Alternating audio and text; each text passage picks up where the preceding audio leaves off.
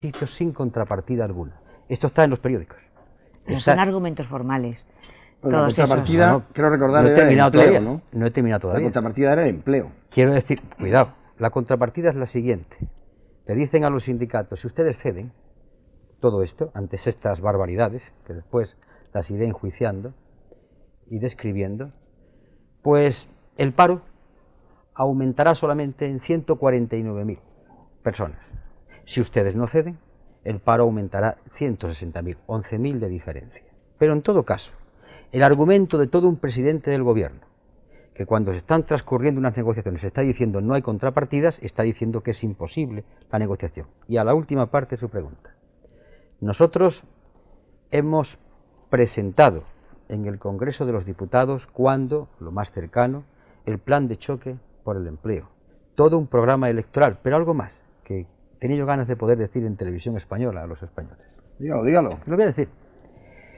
Yo no pude asistir al encuentro con el señor González cuando éste requirió nuestra presencia para discutir acerca del discurso de investidura, la formación de gobierno. Fue el compañero Frutos. El compañero Frutos, en un momento de la conversación, cuando el presidente le informa que, bien, hay que tomar medidas difíciles, hay que salir de la situación, hay que negociar, el compañero Frutos, que sabe perfectamente la política de Izquierda Unida, dice: presidente, cuando quieras, mañana nos sentamos a discutir comisiones de trabajo, con todos nuestros programas, buenos, malos, irregulares, pero que tenemos ganas de discutir con los programas. La respuesta del presidente del gobierno es: bueno, la próxima también será conmigo, y ya avisaremos. A la segunda reunión, en el segundo encuentro, va el compañero Frutos, la portavoz del grupo parlamentario, Rosa Aguilar, y el presidente de Iniciativa per Catalunya, Rafael Ribó. En ese interín entre la primera y segunda entrevista, el presidente ya ha optado y ya se ha aliado con Convergencia y Unión. Y bien, no hay manera de hablar de programa. Todo lo más que dice es: ya nos veremos en algunas comisiones para discutir de algunos problemas. Por tanto, desde nuestro ofrecimiento, que seguimos manteniendo, que queremos discutir de política económica, lo que pasa es que nadie nos ha querido escuchar. Así que en el Parlamento hemos llevado propuestas.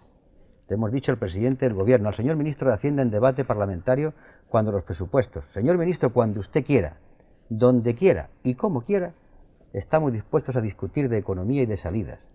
Nadie nos hace caso. Volviendo a la huelga, yo creo que nadie le va a negar a usted el derecho de apoyarla. Sin embargo, yo me pregunto si los sindicatos no puedan estar preocupados porque su apoyo puede representar una politización de la huelga, una politización con cierto sesgo. ¿No lo ha dicho a usted en algún momento el señor Redondo, o el señor Gutiérrez sobre todo? No me ayudes, que es peor, Anguita. Vamos a ver. Nosotros tenemos nuestra política independiente y esta campaña de rectificación. Y ya en octubre, antes que los sindicatos convocasen la huelga, yo planteé un plan de trabajo que hablaba de movilizaciones, la campaña de rectificación. Nosotros, desde nuestra soberanía como fuerza política, apoyamos aquello que creemos conveniente. Y vamos a ser claros, fuera máscaras y fuera hipocresías ya en este país. Esta fuerza política es tan digna o más que la primera en ejercicio democrático, en propuestas, en limpieza de actuaciones para apoyar aquello que crea conveniente. Pero lo apoyamos además desde una coincidencia con los sindicatos de hace mucho tiempo, y ha habido momentos en que no hemos coincidido en el tema Maastricht. Es decir, que no somos seguidistas de los sindicatos. Coincidimos, y cuando coincidimos apoyamos, y cuando no coincidimos, pues no apoyamos, repito, el tema Maastricht. Pero en esta ocasión coincidimos y además decimos a la ciudadanía que tiene que movilizarse y que tiene que ir a la huelga. ¿Por qué? Porque los sindicatos tienen una visión de los problemas de los trabajadores, pero una fuerza política de izquierdas tiene una visión de la sociedad y de los trabajadores. Y si los sindicatos están preocupados por lo que pueda ocurrir a los trabajadores, una fuerza de izquierda está tan preocupada, no digo que más, pero tanto, exactamente igual, que un sindicato. Y tiene que proponer una movilización. ¿Y está usted de acuerdo al 100% con el planteamiento de los sindicatos? Mire usted, en estos momentos al 100% me quedaría corto. Ponga usted el 190% y seguramente estaríamos acercándonos a la identidad en estos momentos y en esta cuestión concreta con los sindicatos. Pues entonces permítame que le repita que yo no entiendo cuando el grado de identificación es tan alto como no se ha aprovechado de sus iniciativas, de sus proyectos al respecto de la economía del mercado laboral, como no ha sido aprovechado por los sindicatos, porque eso sí, que han estado sentados, de alguna manera han dialogado, si no han negociado. Sí. Ustedes no, o no tanto, o en menor medida. ¿Cómo no ha habido un aprovechamiento, digamos, intelectual realmente de propuestas alternativas que a lo mejor algunas de ellas hubieran podido prosperar? ¿Por qué no? Pues no, mira usted. Nosotros, al elaborar nuestro programa de este año, perdón, del año pasado, del año 93, hacía ya años, trabajamos con gente en sintonía, con programas de las centrales sindicales, programas nuestros, de tal manera que nosotros nos sentamos con los sindicatos a discutir de propuestas y de programas. Lo que ocurre es que muchas de las propuestas y programas que los sindicatos han llevado son coincidentes con nosotros. Y esas son justamente las que el gobierno ha rechazado. ¿Con quién estaba negociando el gobierno? Con los sindicatos. Muchas de sus propuestas, por no decir que prácticamente todas, eran apoyadas por nosotros. Luego, la ayuda, que había sido coelaborar o discutir, cuando hemos discutido con los sindicatos, que nos veíamos con una frecuencia de 2 meses, o cuando nos visitaban al Parlamento, los sindicatos estaban defendiendo unas posiciones muy coincidentes con las nuestras. Luego, cuando le decían a los sindicatos que no, también lo estaban diciendo a nosotros en ese sentido. ¿No cree usted que el momento es tremendamente inoportuno? ¿No piensa usted que va a contribuir a un ambiente que ya está muy espeso? En un momento de crisis como esta, generar motivos más de desconfianza, generar este clima que no es bueno para la inversión y por tanto para el empleo en definitiva. Mire usted, eso es decir, una visión terriblemente perjudicial para los intereses de nuestro país, y se lo voy a explicar. ¿La huelga? ¿Hacer la huelga general? No. El no hacerla. Al no hacerla. Explíqueme usted, por favor. Se lo voy a explicar, si me permiten ustedes. Yo a los españoles y españolas que en estos momentos nos estén viendo le daré 3 datos simplemente, de lo inmediato. Saben perfectamente que a partir de que se aprueben estas medidas, el famoso contrato del aprendizaje, que ahora se hace hoy, hasta que se aprueben las leyes, para jóvenes entre 16 y 20 años, ahora será entre 16 y 25. Que los actuales contratos de formación permiten que se dedique a la formación entre el 25 y el 50% del tiempo para educar al futuro trabajador. La nueva ley dice el 15%. Los actuales contratos, todavía vigentes, hablan del sueldo del salario mínimo interprofesional, unas 60.000 y pico, 100 y pico actualizado. Los futuros contratos son el 70, el 80 y el 90% del salario mínimo interprofesional, menos dinero. Pero, a partir de ahí, la actualidad de esos contratos sí tienen una pensión o el subsidio, o en caso de enfermedad tienen la atención. Los nuevos contratos no tienen atención. Esto sí que es grave. Esto es más grave que la huelga. Pero hay algo peor que todo esto, con ser ya grave. Para empezar, todos aquellos trabajadores que en estos momentos estén en una empresa con menos de 100 trabajadores, saben que cada 3 meses, cada 90 días, para ser exacto, pueden poner a 9 en la calle. Lo cual quiere decir que en un año, en una empresa de pocos trabajadores, hasta 99, 36 de ellos pueden ser puestos en la calle y aquí no ha pasado nada. Y que las empresas, entre 100 hasta 300, pueden poner en la calle un 9 y pico por ciento. Aproximadamente, permítanme estos números. Si la empresa tiene 150 trabajadores, se pueden poner en la calle impunemente 54. Si tiene 200, 72. Y si tiene 300, 108. 4 millones de españoles trabajadores trabajan en empresas menores de 50 empleados, lo cual significa que pueden ser puestos en la calle exactamente 3 millones. Esto sí que es grave. Una huelga. Esto sí que es grave. Y más, y puedo seguir contando más cosas. Sí, sí es grave. Yo me gustaría preguntarle... ¿Usted cree, perdón un segundo, no dentro de esto, pero usted cree que un empresario echa a la calle a unos trabajadores si tiene pedidos, si tiene trabajo? O sea, que lo primero que hay que crear es un clima de confianza para generar el negocio y nadie tendrá necesidad de despedir a nadie. Por otro lado, hoy ya se despide a la gente. Estamos hablando quizá del precio del despido en definitiva, ¿no? No, estamos hablando de lo siguiente. Usted sabe que hoy todavía... Lo tiene que aprobar la autoridad para hacer Sí, pero usted sabe que con la nueva ley, el plazo se pasa de 30 a 15 días y que hoy todavía el silencio administrativo significa no a la empresa. pero que a partir de esta ley el silencio administrativo significa sí. Y mire usted, vamos... Pero están los jueces siempre. Sí, sí, pero los jueces en el caso del despido colectivo. Estos casos que yo acabo de contar son despidos colectivos, pero los tratan como individuales. Ahí no hay jueces por medio, ¿eh? Siempre hay un juez en todo despido individual. En este despido no hay jueces, señor. En todos los despidos. No hay. Simplemente que se pone en la calle. Pero permítame que le explique también, aunque lo sabe perfectamente, clima de confianza. Mire usted, seamos realistas. Vamos a ver lo que ha pasado en este país, en nuestro país, en España. Con un crecimiento de la economía en torno al 5 y más del 5%, en unos momentos del boom, aquí se veía mejor que nunca, el paro no ha bajado del 16%. Y mire usted, la famosa competitividad no es solamente, debe bajarse y basarse en el tema de los salarios, fundamentalmente en la calidad y en el nivel empresarial. Y aquí hay algo que conviene que tengamos presente. Se le está pidiendo, no se le está pidiendo, se le están imponiendo a los trabajadores estas auténticas barbaridades, y solamente he enseñado dos. ¿Qué dan los empresarios? ¿Cuál es la contrapartida que le piden? Se crea el fondo obligatorio de inversiones como proponemos nosotros, que le decimos, mire usted, señor empresario, entendemos que puede tener problemas. ¿Por qué no crea usted con una parte de la ganancia un fondo? Y ese fondo puede estar con algunas deducciones fiscales, controlado también por los trabajadores que generen empleo. No se le pide nada. Absolutamente nada. Todo va por la precariedad en el empleo. Somos el primer país de Europa en flexibilidad o en contratos en precario, con un 40%. El primer país de Europa, que también somos el primer país en paro. Esta es la manera. Me permite, señora Anguita, usted mismo acaba de decir que cuando estábamos en expansión, creciendo al 5%, la tasa de paro en España era del 16. 15, 16. Bien. Tenemos la mayor fábrica de parados de Europa. Es decir, con el sistema, con las rigideces o con las flexibilidades que hay ahora, que ha habido hasta ahora, tenemos la mayor fábrica de parados de Europa. Entonces, ¿qué alternativa? Es decir, si está en contra de la reforma del mercado laboral propuesta por el Gobierno y apoyada por la mayoría de los grupos parlamentarios, por los nacionalistas catalanes, nacionalistas vascos, etcétera, Partido Popular, en el tema de la huelga está claro que se ha quedado solo.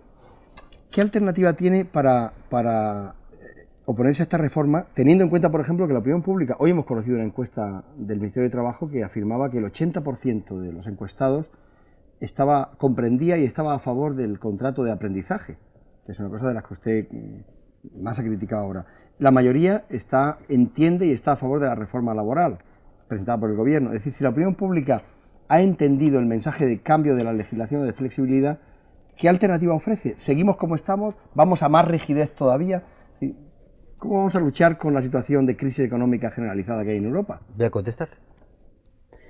Para empezar, la opinión pública convendría que hubiese un debate que hemos pedido muchas veces, de horas en televisión con datos, y que hablásemos todos los que venimos aquí con la claridad con la que yo hablo. ¿Llevaré razón o llevaré razón? Yo creo que sí que la llevo, pero doy datos. No obstante, le voy a leer unas palabras de un dirigente político en el Congreso de los Diputados el día 28 de diciembre. Mis notas están sacadas del diario de sesiones. Dice así, su señoría: incluso con la reforma, seamos sinceros, pueden existir dificultades para crear puestos de trabajo. Él dice que sin la reforma, pues no se crea ninguno. Pero vamos a los últimos datos que los dieron ayer. De manera muy alegre dijeron, se han hecho 20.000 contratos de aprendizaje. Luego alguien pudo pensar, ya tenemos 20.000 españoles más. Es verdad que cobrando una miseria, sin seguridad social, más o menos con horas de como se trabajaba en otros tiempos, pero bueno, menos da una piedra. Y yo pregunto, y quiero este dato a quien me escuche, que me lo den mañana o pasado. ¿Cuántos de estos contratos de aprendizaje no son sino la continuidad de los viejos contratos de 60.000 pesetas y que le han dicho cuando ha finalizado el plazo, niño, si quieres seguir trabajando, ahora te vas al de aprendizaje? Y lo digo porque yo he tenido el caso, 27 personas me han denunciado lo que le han hecho. Tenían el contrato antiguo, el de las 60.000 pesetas, le caducaba, y le ha dicho el señor empresario, pues se acabó esto, si quieres seguir, ahora te firmo el del aprendizaje. Estos 27 casos que yo he visto son parte de los 20.000 que se dicen nuevos, porque habría que verlo lo que se ha hecho en España. Primera cuestión. La segunda, usted plantea alternativas. Pues sí, se lo voy a decir. Permítame que me extienda. Para empezar, coincidiendo con un manifiesto que van a suscribir casi todos los catedráticos de Derecho al Trabajo, donde atacan este proyecto del gobierno, y comienzo diciendo algo que yo he dicho por ahí. Este proyecto ataca principios constitucionales. Y nos encontramos con lo siguiente. La Constitución habla de que los poderes públicos tienen que hacer una política orientada al pleno empleo. Aquí se ha olvidado. La Constitución habla de que los trabajadores pueden intervenir en las decisiones de la empresa. Aquí no se tiene en cuenta. La Constitución habla del derecho al trabajo. Se ha olvidado. La Constitución plantea la negociación colectiva. Ni existe. Nuestra política económica, pobrecita ella, planificación, solidaridad, austeridad y corresponsabilidad, plan energético alternativo, Consejo Económico y Social con las comunidades autónomas, sector público fuerte, no débil, fuerte. Y en esto coincidimos incluso con algunos planteamientos, nada izquierdista del resto de Europa, sector público fuerte, en sectores puntas. Denuncia del plan de convergencia y ver con lupa Maastricht, porque claro, Maastricht, aparte de que no se va a cumplir, está constituyendo por mor del imperativo de reducir el déficit, una política de contención. ¿Quieren ustedes más? Podemos seguir por esta línea. No, esto está explicado en nuestro programa y en alternativas puestas en el Congreso de los Diputados. De acuerdo, señora Anguita. Lo que pasa que, al fin de cuentas, lo que se está planteando en estos momentos es distintas alternativas para crear empleo. Porque yo lo que creo que es indiscutible es que las medidas de reforma del mercado laboral que propone el Gobierno y aprueban la mayoría de fuerzas políticas, el objetivo, la intención, es la creación de empleo. Eso me parece que no se puede discutir de una forma seria. Por tanto, nos encontramos en que ustedes disienten de esas propuestas y presentan otras. Entonces, claro, la ciudad y además apoyan una huelga general. Entonces, la ciudadanía, yo creo que lo lógico es que se pregunte qué alternativas, qué propuestas pueden resultar a la larga más efectivas para recuperar ese empleo que necesitamos. Entonces, al encontrarse ustedes en minoría en estos momentos ante este problema importantísimo para los ciudadanos de este país, yo no sé por qué motivo pueden resultar más efectivas a la larga sus propuestas que unas propuestas también supongo que fundamentadas, por supuesto, con apoyo técnico, jurídico, legal y de todo tipo, y que avalan, a fin de cuentas, una representación popular muy amplia, que recientemente votada el 6 de junio. Yo creo que esa es la gran pregunta ante la huelga del día 27, ¿no? Pues ante la gran pregunta, permíteme que vaya la gran respuesta. Para empezar, no confundamos legalidad con razón. El Gobierno tiene toda la legalidad para tomar estas medidas, yo no lo dudo. Y lo que acuerde el Gobierno o el Parlamento por mayoría es ley. Eso lo tengo yo clarísimo. Otra cosa es que eso sea correcto. Hablamos de efectividad. Que sí, en pero este efectividad, caso. pero permítame usted. Esta política, a la cual se le ha dado un golpe de tuerca, lleva fracasando en España 10 años. Es la misma. El Gobierno el año pasado, recuerden ustedes, cambió 6 veces de previsiones. Yo no he visto un Gobierno que se haya equivocado tantas veces como este. Y usted en su pregunta dice, la intención es buena. Por supuesto, mire usted, yo no creo que haya nadie tan miserable en mi país que haga leyes para fastidiar a los trabajadores, pero que es un problema de intenciones, ni de bondad o de maldad. Es un problema si las medidas son correctas o incorrectas. Y yo lo que digo, que las medidas se han demostrado fracasadas. Esta política, que llevan ya 10 años, ha llevado a este país a 3 millones y pico de parados. Y es más de lo mismo. Echarle la culpa a los trabajadores. Los costes laborales unitarios en España son los más baratos de la Comunidad Europea. Y el salario, mire usted. Hasta el que fue gobernador del Banco de España tuvo que decir hace 2 años, cuando el tema de la inflación, que no era responsabilidad de los salarios, que hay una inflación por el tema de los beneficios, que las empresas en España han tenido unos beneficios los más importantes de la Comunidad Europea, y sé que están atravesando dificultades, pero esto también es malo para los empresarios que quieran ser empresarios, porque no todo aquel propietario es empresario. A mí la palabra empresario me merece un respeto, y no todo aquel que tiene puesto algo es empresario. Implica riesgo, innovación tecnológica, visión de futuro. Y la verdad, España en los últimos años, siguiendo una tradición antigua, ha sido el país del negocio, del tente mientras cobro, de la carencia de planificación, de la carencia de rigor, de la poca inversión en investigación más desarrollo. Y aquí tenemos lo que está ocurriendo. O sea, ¿usted piensa que lo que es bueno para los empresarios es malo para los trabajadores y viceversa? Yo no he dicho nada de eso. Porque Lo que digo es que esto, hay aspectos que también es malo para los trabajadores, y se lo voy a explicar. Mire usted. En España se soporta fundamentalmente la economía y el tejido productivo casi en un 22%, un 92% sobre la pequeña y mediana empresa. Por mor de que no hay una auténtica política económica seria y rigurosa, que con visión de aquí a 10 o 12 años vaya hacia la auténtica riqueza, que es la creación de tejido productivo, los empresarios van a contratar con estos contratos a una mano de obra cada vez peor, menos especializada, sin cualificación, basándose solamente que van a competir con Europa por la baratura del salario. Pero la gente en Europa ya no compra porque el producto sea más barato, sino si es mejor. Y cada vez veremos trabajadores menos cualificados, empresas más pobres, más ruines y por tanto empresarios dando, porque ya no pueden más, vuelta a la tuerca y llegando a un país casi tercermundista. Mire usted, ahora mismo una inversión en I+D, simplemente con una décima de aumento, crearía 200.000 puestos de trabajo, nada más que ahí. Y el futuro, cuando hablamos de competitividad, es investigación. No poner una mano de obra baratísima, porque el producto que al final sale es malo. Y si es malo no se vende. Pues bien, R que R llevan empecinados en decir que la competitividad es abaratando la mano de obra. Esto es llevarnos a Taiwán, al tercer mundo. Y eso es malo, para los trabajadores por supuesto, pero para algunos empresarios también. A mí me gustaría, antes de cerrar este bloque de tema de actualidad, que es las enmiendas de mañana, el debate que hemos abordado de la reforma laboral del gobierno, que mañana estrena el Congreso, y de la huelga general que tenemos el 27 de enero, a mí me gustaría que nos colocáramos por un momento en el día después, es decir, en el 28E. Usted ha pedido varias veces una plataforma política para ese día después. Los sindicatos y los empresarios están hablando de reunirse en una mesa para llegar a acuerdos sobre pacto de rentas, posible pacto de rentas.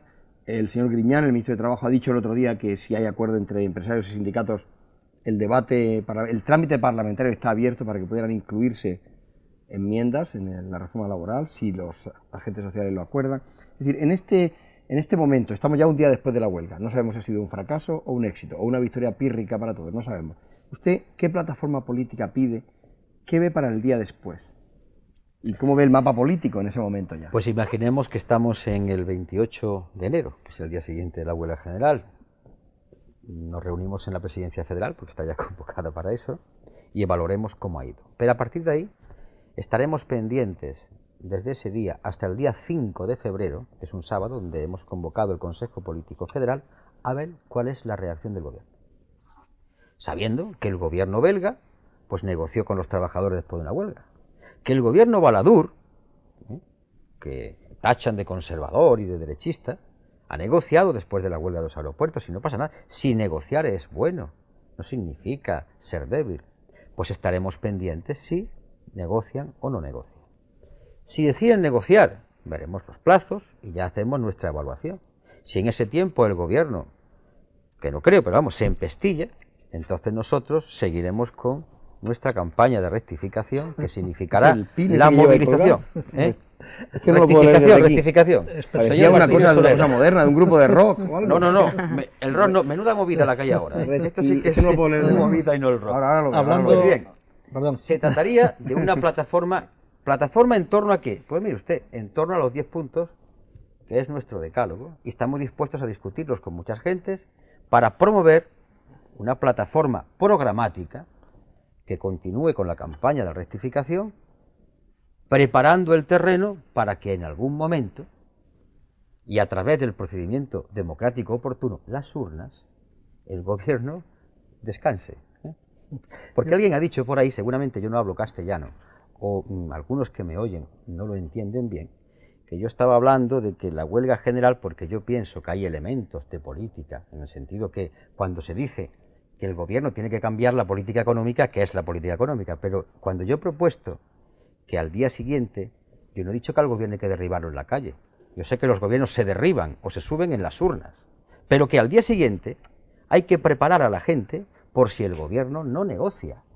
Y por tanto ese día estaremos expectantes a ver lo que dice el gobierno. Y ahora bien, una vez que el gobierno negocie, si negocie, ya veremos si nos parece bien a nosotros como fuerza política o no nos parece bien el resultado. O sea, ha entrado en un terreno político, claro, una huelga general. Desde que empecé la entrevista estoy hablando de política. Por supuesto.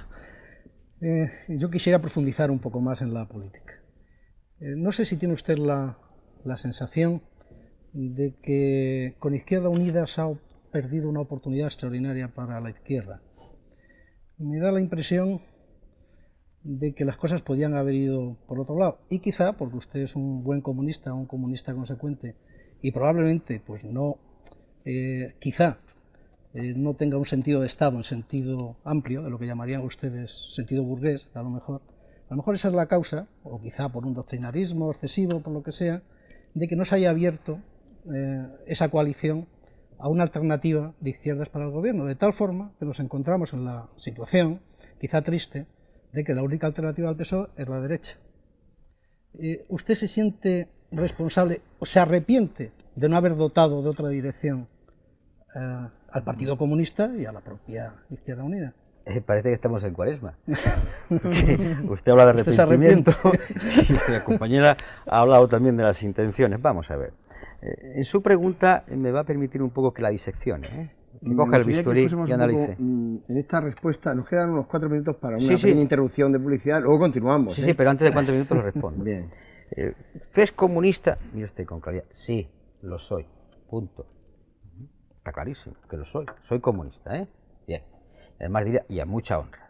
En mi país, el PC, a mucha honra. Ahora mismo soy coordinador de Izquierda Unida y represento a más gente que a los comunistas.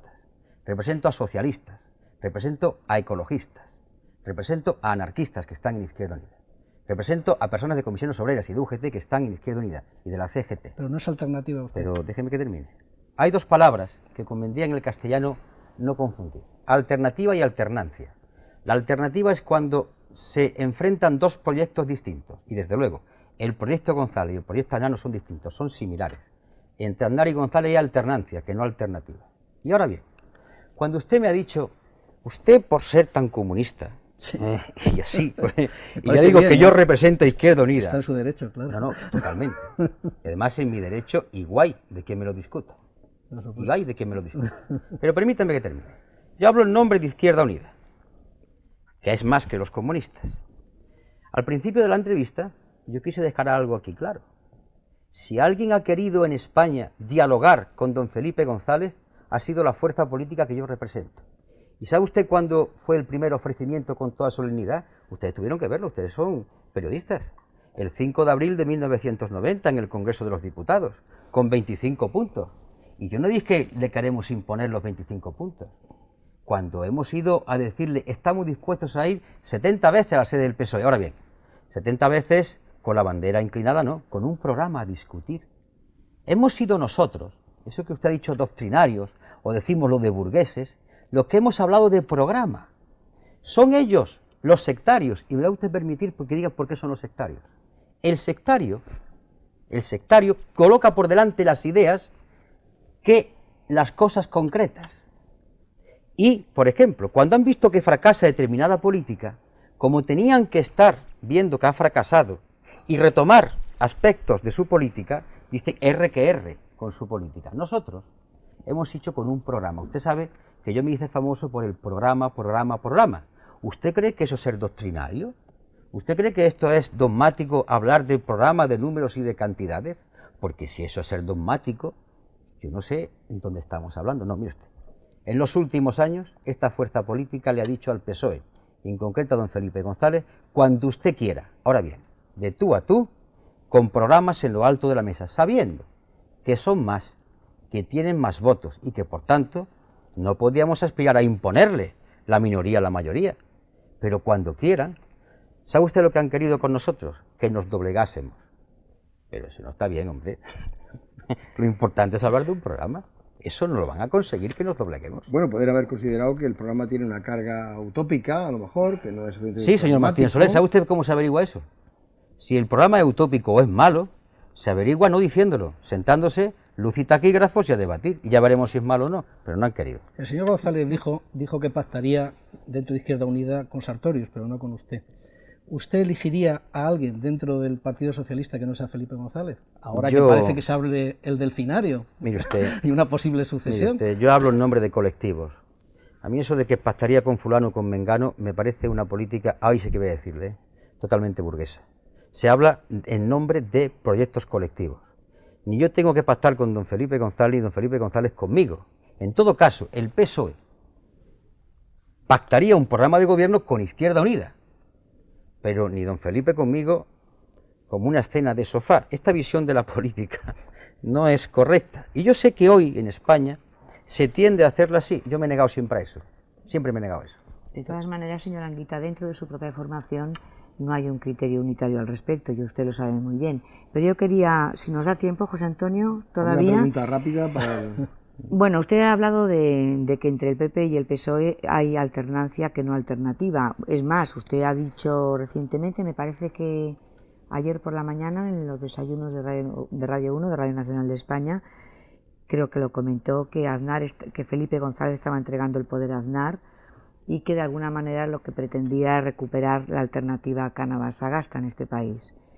Pero yo le preguntaría que su insistente presentación, nosotros queremos negociar sobre el programa, está claro que no ha dado resultados constatables, pero al mismo tiempo es evidente que usted ha mantenido una actitud difícil para el diálogo, y así se reconoce, no es que lo diga yo, utilizo los análisis que se hacen en su propio grupo político. Por tanto, con una actitud distinta, ¿no hubiera usted favorecido que el gobierno socialista encontrara acuerdos puntuales a su izquierda, que son ustedes, y a lo mejor no hubiera tenido que buscar con tanta dedicación acuerdos con las fuerzas que quedan a la derecha del PSOE? Es decir, yo lo que le pregunto es si la actitud de usted no ha podido ser un tapón para esos acuerdos, aunque le dé risa, pero yo creo que, y usted lo sabe, en Izquierda Unida e Iniciativa per Cataluña hay mucha gente que lo cree, o un grupo importante lo cree así. Bien, usted en la última parte de su pregunta ha matizado, porque al principio dijo algo que no era correcto. Dijo que en Izquierda Unida no estaban de acuerdo con la actitud mía.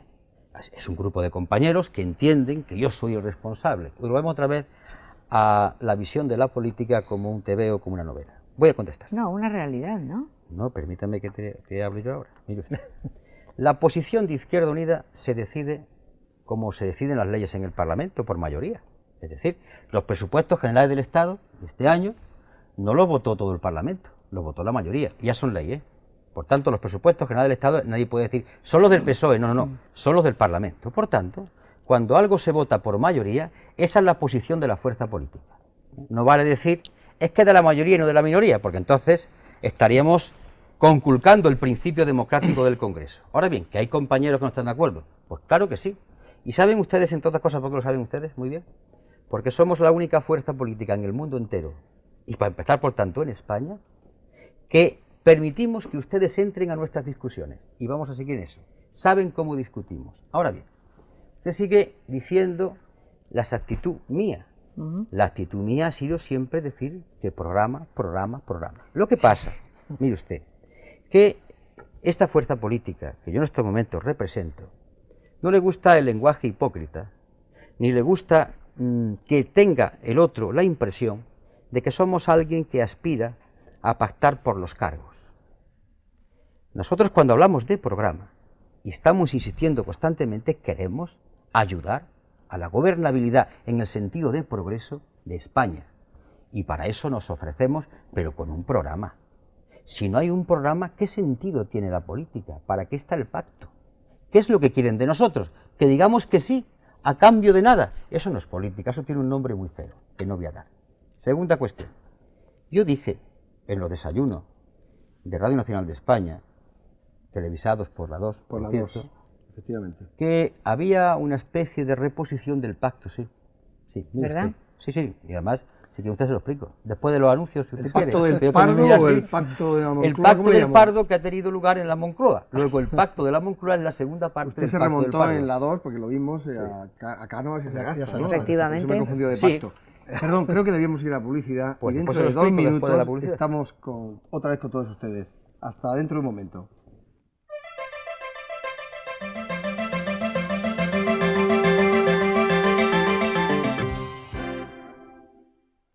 Bien, recuperamos el diálogo en directo con el coordinador general de Izquierda Unida, con don Julio Anguita, en el punto en que lo dejamos hace apenas un par de minutos. Estábamos hablando, hacía usted una referencia al contubernio, al pacto de la Moncloa, no sé cómo la llamaba, en recuerdo del pacto del Pardo de Cánovas y Sagasta, tras la muerte de Alfonso XII y la regencia de María Cristina.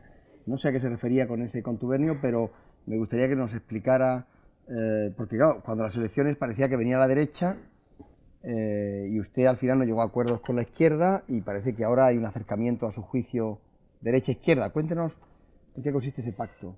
Para empezar, yo no he dicho contubernio. Esa es una ¿Cuál fue la palabra? La palabra ha dicho el pacto.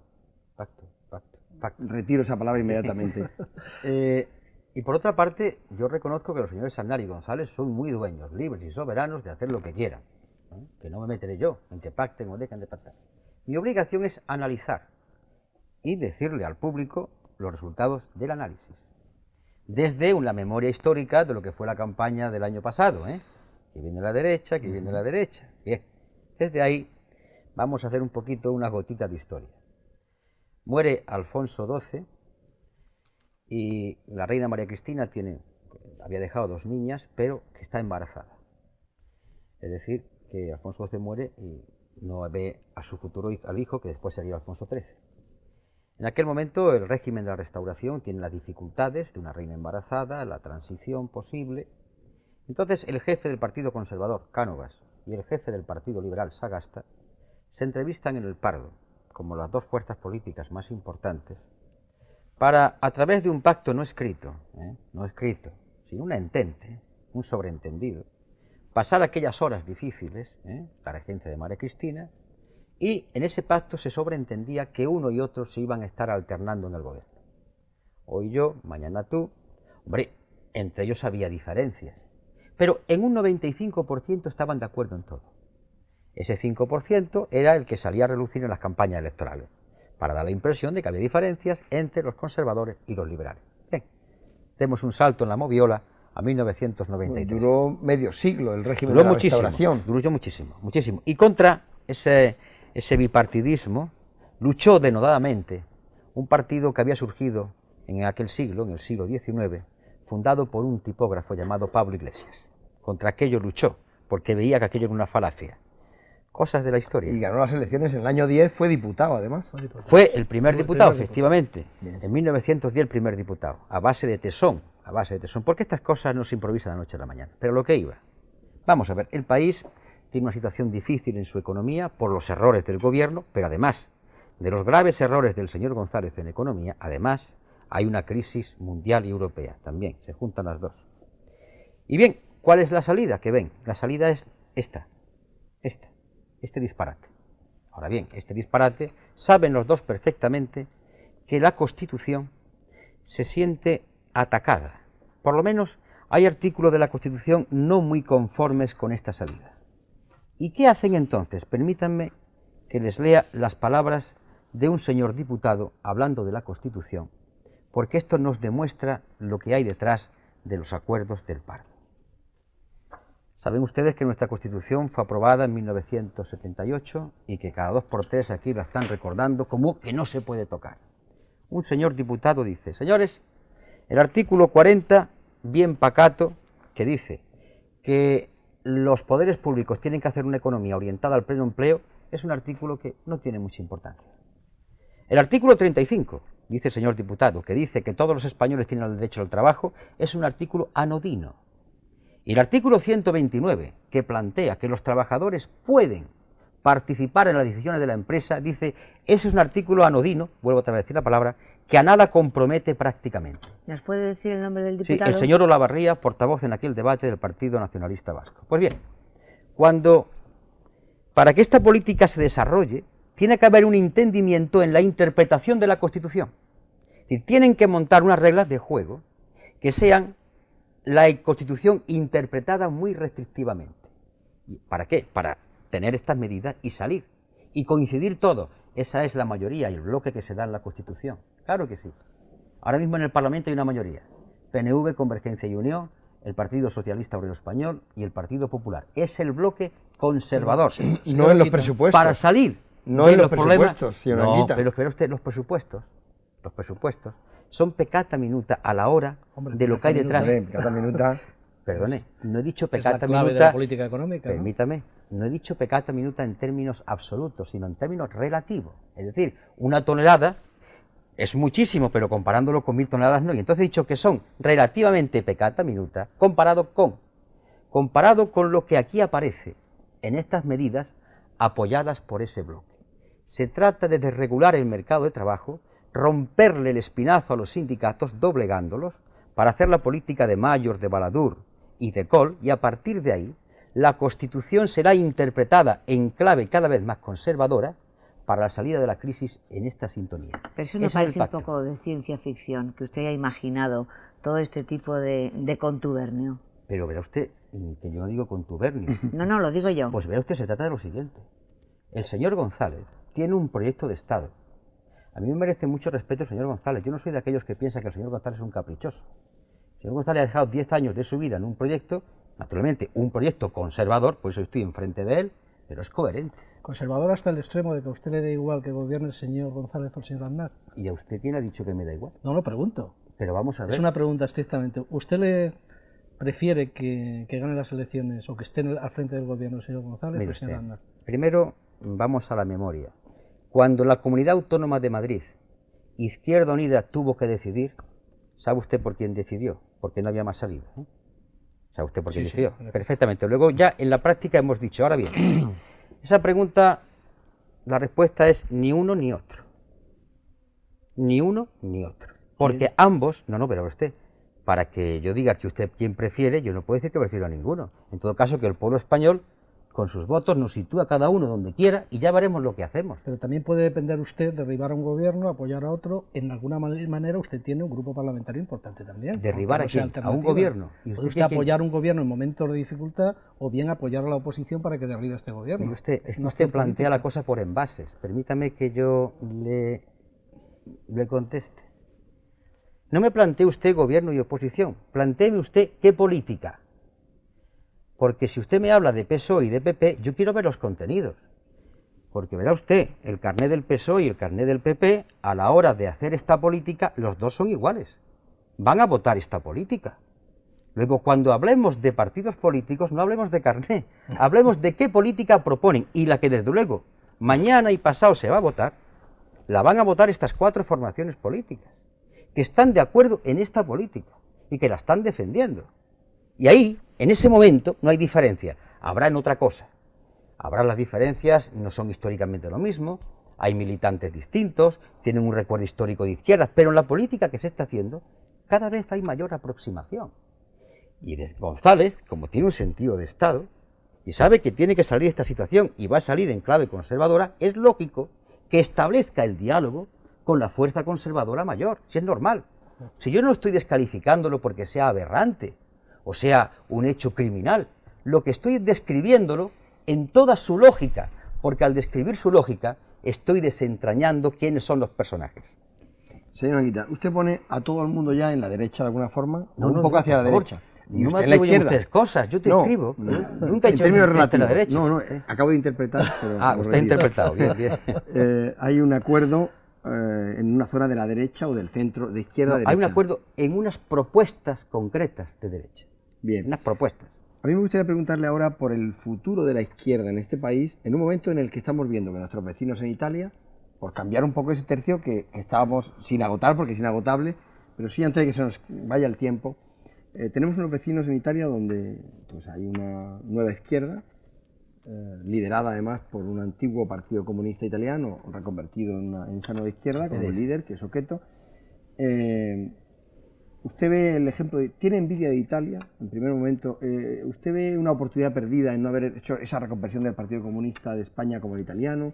¿Usted cómo ve la nueva izquierda, el futuro de la izquierda en España y cómo ve su propia izquierda unida con la propia crisis interna que tiene? Porque el otro día uno de los líderes, no sé si le llamaba Comunista. o algo así. Señor Vamos, no recuerdo la O que palabra. practicaba una política paleocomunista, Una más que política llamarlo. jurásica, no recuerdo la palabra exacta. Entonces, en esa relación, esa comparación entre Italia y España, ¿Usted ve Italia como una oportunidad perdida para España? ¿O cómo ve el futuro de la izquierda? ¿O ve acercamiento de Izquierda Unida hacia el PSOE para que se aleje un poco del PP? ¿Cómo ve ese mapa político? Explíquenos un poco ese escenario. Vamos a ver, señor Martínez Soler, he repetido esta noche hasta la saciedad que cuando hemos hablado de programas y hemos hablado con el PSOE, siempre hemos dicho, ¿está usted de acuerdo en hacer una nueva situación desde la izquierda? Yo creo que esta noche ya me he puesto cansado y he demostrado que si alguien no ha querido negociar con Izquierda Unida ha sido don Felipe González. Y yo lo demuestro con hechos, no con palabras ni con intenciones. Segunda cuestión. Como español me duele observar cuán papanatas somos a veces en nuestro país. Porque aquí se ha hecho una teorización de izquierdas totalmente novedosa. Y le voy a dar la clave. He tenido la satisfacción de poder escuchar de verdes europeos que éramos la auténtica alternativa que se estaba cociendo aquí, con muchas imperfecciones, a la construcción europea. A la construcción de una izquierda europea, perdón. En Italia han hecho lo que tenían que hacer en Italia. Y lo que vale para Italia no tiene que decir que valga para aquí. A mí eso de copiar, vamos a ver, en Italia había un partido socialista débil, aquí hay un partido socialista fuerte. En Italia había un partido comunista fuerte, aquí había un partido comunista débil. Aquí ha habido una debacle del Partido Comunista, hasta que nos dimos todos cuenta que teníamos que formar una fuerza política distinta, democrática, participativa, y eso cuesta trabajo, pero de izquierdas, de izquierdas. Y a partir de ahí, el señor Oqueto creyó conveniente transformar su partido en otra cosa. Y el señor Oqueto ha pasado unos años muy difíciles, Vamos a recordar que aquí los hechos se olvidan. El señor Oqueto, cuando hizo la reconversión, tuvo 3 años en picado, hasta que obtuvo una ventaja, y la tengo que decir aquí con satisfacción.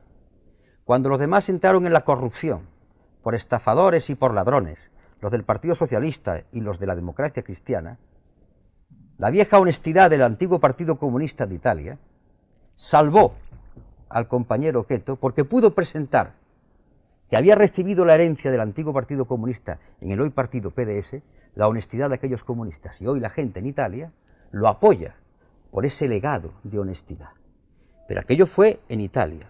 En España nos encontramos una derecha, la derecha oficial de tal nombre, que tiene pues muchos diputados, y el PSOE. Nosotros somos una fuerza menor, que hemos tenido que pasar muchas dificultades, ser acusados de que no hacíamos propuestas cuando estamos hartos, trabajamos más que nadie y hablamos de programa.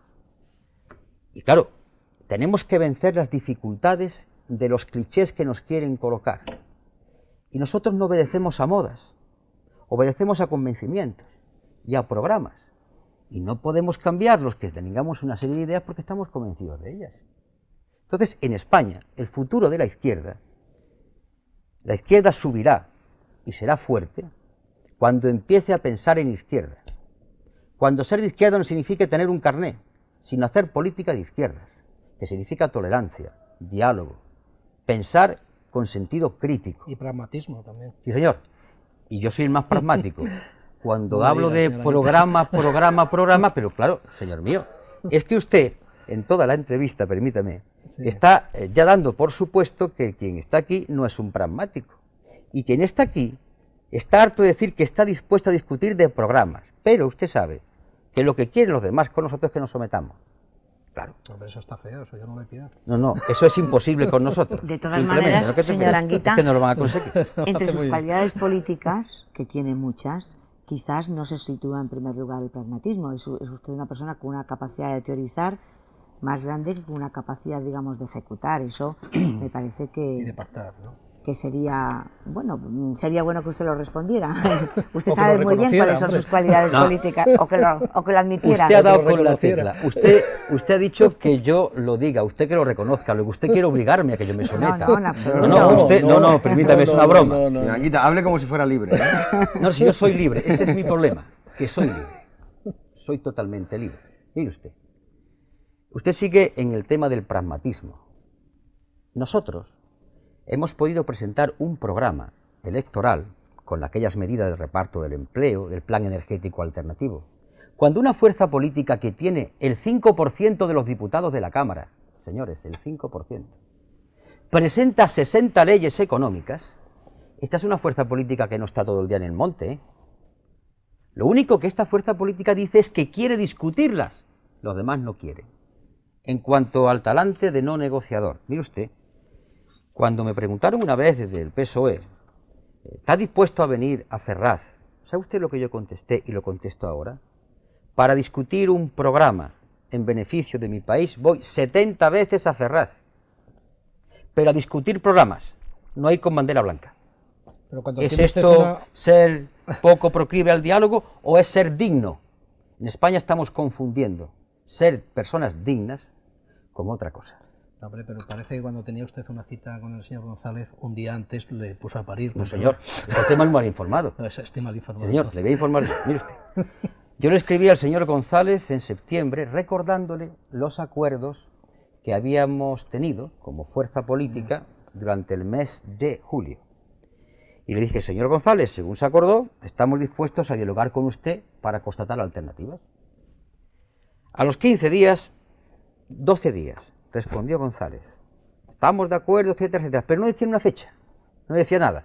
Por la tarde le contesté yo y dije, mire usted, señor González, ponga usted la fecha, pues que usted es presidente del gobierno, tiene más trabajo que yo, que ya es tener, pero tiene más trabajo que yo, usted es presidente del gobierno, usted marca la fecha. Eso fue el 15 de septiembre. Pasó el 15 de octubre, seguramente el cartero vendría montado en un caracol. Y pasó el 15 de noviembre, 2 meses. Y pasaron 15 días de noviembre, es decir, a los 2 meses y medio en que el señor González, con una descortesía impropia de un primer ministro, de un presidente del gobierno, no contesta, este coordinador de Izquierda Unida, que tiene su dignidad, su flexibilidad y su educación, se vio obligado a puntualizar en una carta pública lo que hice y que no me arrepiento. Pero hay 2 meses y medio sin que el señor de la Moncloa se dignase a contestar una carta. ¿Usted cree quién es aquí el rígido? ¿Quién es aquí el que no quiere negociar? Nosotros preguntamos, no contestamos. Yo también, Yo también, porque en la relación que tenemos entre ustedes y yo, no solamente preguntamos, sino que hay atisbos de debate. No lo vamos a ocultar. Preguntarnos ofender. Le voy a preguntar otra cosa. Muy bien, esta actitud de usted, que ha explicado y ha justificado sobradamente, ¿qué rendimiento electoral, qué rendimiento de apoyo social está teniendo? Porque lleva varios años, desde luego ha crecido, Izquierda Unida, Iniciativa per Cataluña ha crecido globalmente, pero no de acuerdo con las expectativas que todos habíamos previsto, ustedes los primeros. Entonces, visto el problema por otro lado, más allá si ha habido falta de dignidad irreprochable, un juicio de valor que desde luego yo no quiero entrar, pero ¿en qué reflejo ha tenido en su base social esa actitud mantenida con una gran tenacidad, desde luego? Mire usted, las elecciones, usted sabe que había unas expectativas, pero hubo varios hechos desgraciados.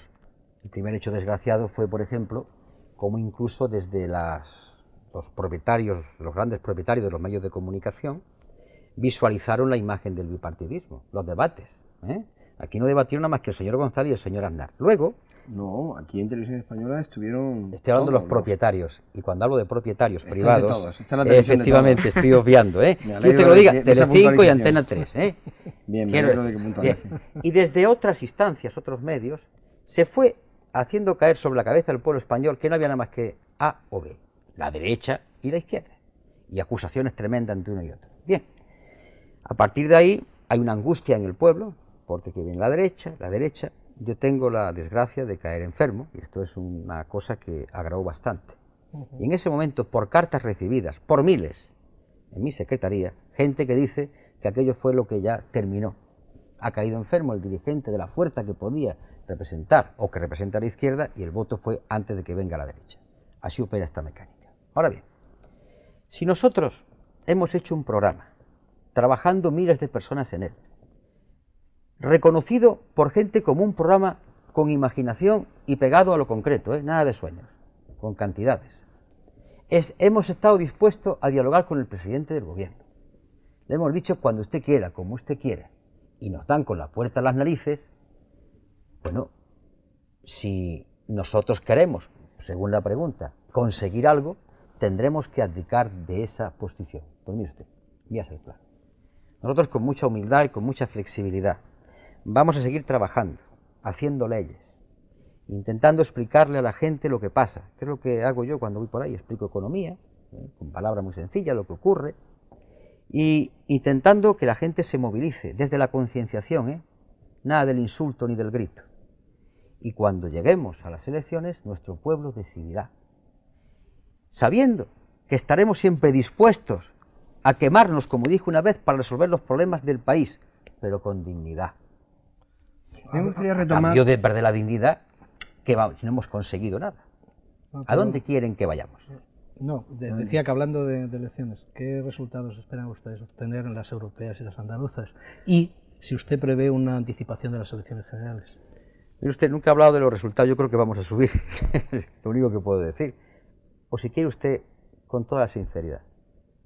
Y que me perdonen porque no es un acto ni de soberbia, ni simplemente que yo creo que el político tiene que ser sincero cuando habla con la gente. Yo creo que esta fuerza política, que con sus adversidades ha demostrado con quién está, merece subir. No digo más. Y a partir de ahí, si cree usted que en las elecciones hay un adelanto a las elecciones generales, no lo sé.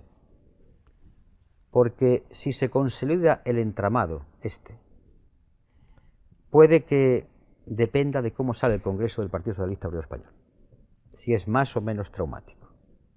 Tengamos presente que ante nuestros ojos está ocurriendo una gran transformación. Que el debate en el PSOE no es un debate cualquiera, ni es de personas. Y lo digo con mucho respeto a una fuerza política que nunca me he metido, pero es la fuerza política que gobierna, algo tengo que decir. Y a partir de cómo salga ese Congreso, posiblemente, y ante la previsión de que Aznar, porque si nos empeñamos, se empeña el señor González y se empeñan otros en que gane las elecciones, las va a ganar, pues depende de eso cuando convoquen las elecciones adelantadas. También va a depender del problema europeo, cuando ya a todos se le caiga la venda de que van a tener que reconsiderar los plazos de Maastricht, porque no los podrán cumplir. Así que cuando se haga el Congreso del PSOE, usted me lo pregunta, y yo voy a aventurar como aventuré en el año 91, que dije, va a haber un cisma en el PSOE, lo escribí en un artículo. Yo me comprometo a aventurar, cuando vea el Congreso del PSOE. Y de su cisma no habla, porque en el PSOE los renovadores van para arriba, pero en su partido van para abajo, ¿no? Bueno, es que usted hace sinónimo. Usted sabe que hubo un debate en la Edad Media nominalista, porque usted, supongo que no se deja llevar por las palabras. Yo no me quedo en las etiquetas. Renovadores no quiere decir siempre que sean gente que esté renovada. Vamos a probar el vino y no fijemos las etiquetas, porque cuando probamos el vino nos encontramos con cada sorpresa porque no coincide con las etiquetas. Lo que sí parece claro es que hay un desgarro ideológico en los partidos de izquierda en España, tanto en el Partido Socialista como en Izquierda Unida. Por lo menos se nota en algunos de sus líderes pues unas tendencias, unos matices, que además es sano, es saludable y están debatiendo con un precongreso en uno y con un debate interno en Izquierda Unida. A mí me gustaría preguntarle ahora, señora Anguita, al hilo de la anterior pregunta sobre el futuro de la izquierda en España. Usted habla personalmente y abiertamente de que le gustaría retirarse poco a poco, a leer a los clásicos, a Fray Luis, a San Juan de la Cruz, a quien quiera. Que me gusta, que lo voy a hacer. Usted ha hablado también en la primera parte de esta entrevista de que pues tiene pues esa especie de tres gorros, ¿no? Uno el personal, esa fuerza, esa ideología personal, esas tendencias místicas o clásicas, tiene el papel de coordinador de Izquierda Unida y tiene también el papel de secretario general del Partido Comunista de España. Tiene ese tres en uno, ¿no? Esa trinidad de papeles y bueno, y va conjugando los tres y combinándolos divinamente por ahora. Pero en su coalición pues hay unas tendencias, hay pues esos desgarros ideológicos y hay también pues las ambiciones legítimas de los políticos, de las personas. Hay también pues en fuerzas sindicales cercanas como es Comisiones Obreras, pues son liderazgos como el de Antonio Gutiérrez, por ejemplo, que puede tener algún día pues matices más políticos que sindicales, por ejemplo. Hay también Rafael Ribot, que juega un papel importante dentro de la coalición, Nicolás Sartorius. Veo que hay, usted habla de retirarse poco a poco y al mismo tiempo me gustaría que me dijera cómo ve el futuro de la coalición, los liderazgos que apuntan, cómo dibuja ese conflicto interno. Mire usted, el conflicto de los liderazgos ahora mismo se da. Cuando yo he apuntado y he dicho que llegará un momento en que me tenga que ir y que me quiero ir con vitalidad suficiente, estoy reclamando lo que todo ser humano tiene derecho a reclamar, el descanso. Pero también estoy diciendo algo muy importante, que las formaciones políticas son más importantes que los hombres y que las formaciones políticas deben, por su propia dinámica, suplir a los dirigentes. Eso es lo que estoy diciendo, porque he visto en la historia política española casos de esperpento que no quisiera yo repetirlos. Y no me pregunte quién es, porque Sí, no lo voy a porque ya lo sabemos todos, supongo. Pero usted han no lo adivinado. dice. Pero no lo dice. Bien, no quiero que se repita. A partir de ahí, lo que estoy diciendo es que hay que reforzar el debate en Izquierda Unida, el mecanismo democrático, la oportunidad de que todos los dirigentes que existen y los que tengan que existir después se manifiesten como tales. Y a tal fin, esta fuerza política tiene un funcionamiento extraordinariamente democrático, ustedes lo han reconocido. Entran los medios de comunicación, no ocultamos nada, nuestros debates están ahí. Y después llega la gente, vota y decide quién lleva razón. Porque es la mejor disciplina, la realidad. Y yo no veo ningún problema. Pero le puedo hacer un paréntesis en la pregunta de José Sí. Antonio Martínez Nos quedan Soler. 4 minutos apenas. Fomentar Poco el paréntesis, liderazgo y la alternancia es excluir a personas de reconocido prestigio de las candidaturas electorales para las elecciones del 6 de junio. ¿Quién ha excluido?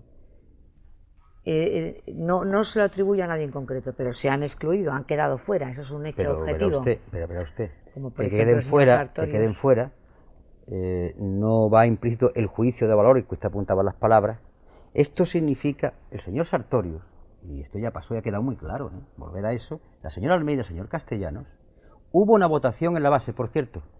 ¿Qué fuerza política de las que hay en España hace lo que hicimos nosotros? Ni una. ¿Y qué ocurrió con esa votación totalmente democrática? Dio unos resultados. Los compañeros no quisieron someterse a una segunda votación y renunciaron. Y estos son los hechos, Cada uno los podrá interpretar como quiera. Pero hubo una votación en la base, y repito, ¿qué fuerza política en España hizo lo que hicimos nosotros? Nadie excluyó a nadie, y menos que nadie yo. Hombre, señor Eso Anguita, fueron los hechos. lo de la base es muy respetable y es muy importante. Y No, muy respetable, muy no. democrático consultar a la base. Eso es democrático. Me parece fundamental. Pero usted también sabe que el líder también puede hacer una serie, puede también dirigir, puede hacer una labor de decir, hombre, yo creo que por ahí deben ir las cosas. Y normalmente el líder suele ser acompañado en sus decisiones. Mire usted, el líder podrá, en algunos casos, orientar. En este que nos ocupa, el líder fue a votar a su agrupación como otro más. Porque una cosa es ser dirigente, no me gusta la palabra líder, que es saber llevar en un momento lo que todo el mundo piensa en contar la sintonía, y otra cosa es ser el pastor del rebaño. Y yo me niego a ser pastor del rebaño, que esto es lo que la cultura política de hoy quiere hacer con los llamados líderes. No, soy dirigente. Y dirigente es el que en un momento determinado interpreta mejor que otros el drama colectivo. Pero punto, ya está. La función y la obra la hacen los colectivos. No sé si nos queda tiempo, tengo aquí 200 preguntas pendientes, pero claro, tenemos al secretario general del Partido Comunista de España aquí y ni siquiera hemos mencionado qué piensa de Rusia, qué piensa del Parlamento donde, por ejemplo, los neofascistas y los antiguos comunistas llegan a acuerdos. Y no hemos hablado desde la caída del muro sobre este tema. Hombre, verá usted, pues de Rusia pienso, voy a coger un poco de manivela, que hubo demasiada improvisación en los análisis, ya lo dije entonces.